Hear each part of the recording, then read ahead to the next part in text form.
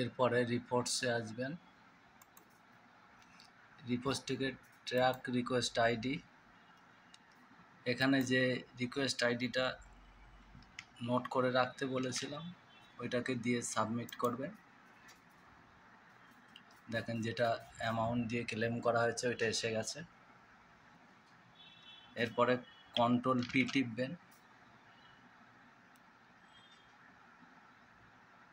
দিয়ে যে প্রিভিউটা আসবে সেটাকে একটা প্রিন্ট আউট করে নিতে হবে।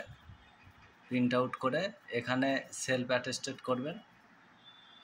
প্রিভিউর যে প্রিন্টার হবে, পিন যেটা বেরোবে সেটা মূল যে মেডিকেল ক্লেম ফর্ম সহ যা ডকুমেন্টস দেবেন এই জায়গাটা সই করবেন।